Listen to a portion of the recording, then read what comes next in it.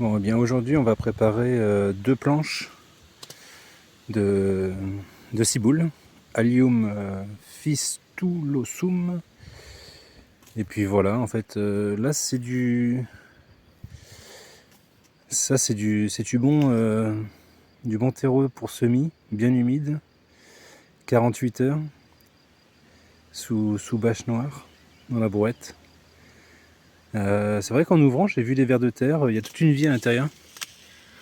Bon là, il y a le soleil, on voit plus rien, mais on va voir ce que ça va donner. Il y a des carabes, des petits carabes voilà, qui se sont développés quand éclos. Puis on les mettra dans la... Je pense un peu au frais quand même, à l'ombre, le temps que ça germe. Faut pas trop que ça monte à 35 degrés quoi, ou 40, sinon ça va pas le faire. Voilà, dans des plastiques là de récup. Voilà. Allez, je vous tiens au courant plus tard. Bon, toujours sur mon semis de Allium fistulosum. C'est de la ciboule, hein, grande ciboule.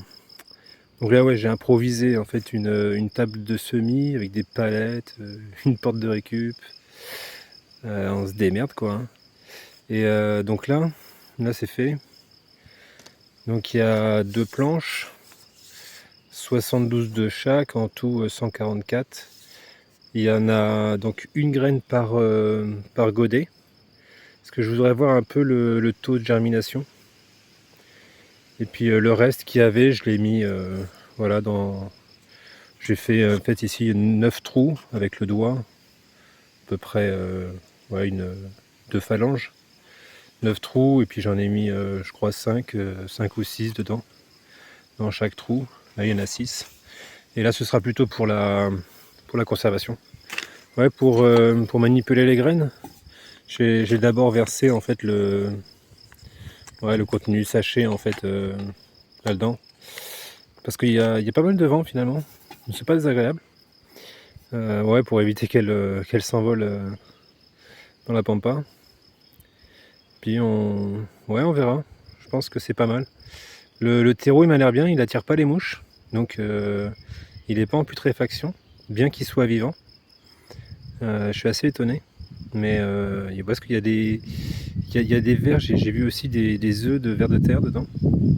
Mais je pense que ce sera pas mal en fait pour qu'il s'adapte bien à ce terrain. Parce que l'eau que j'ai utilisée, c'est de l'eau vivante. Je vous parlerai plus tard de l'eau vivante. Bon allez, à plus tard les gens, bye bye. Voilà, je vous parle en fait de ce que j'appelle l'eau vivante. C'est de l'eau en fait où il y a de la vie, mais qui reste quand même assez claire. Et en fait, bon, j'ai fait ça avec un bac en plastique. Puis c'est de l'eau qui est tombée naturellement dedans. Il y a aussi des herbes en fait, hein, des graminées là qu'on rampait en fait jusque dans le bac. Il y a pas mal de racines. Et dedans j'avais mis quoi? J'avais mis des cartons d'œufs là avec un peu de terreau, des semis que j'avais ratés.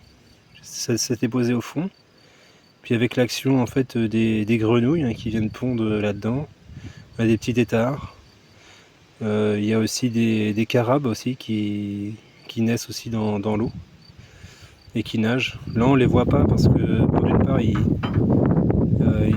le soleil est un peu haut et ils se mettent à l'ombre. Oui, il y a des bulles, là, oui. C'est parce qu'en fait il y a de la vie dedans, des animaux qui respirent. Et ouais, je peux pas trop voir parce que aussi j'ai pas l'appareil adéquat pour vous montrer. Mais bon, c'est rempli de vie en fait. Et par exemple, j'utilise une partie de cette eau, mais avec parcimonie, voilà, pour arroser certaines plantes, mais dans des cas particuliers. Voilà. Ben, à plus tard les gens.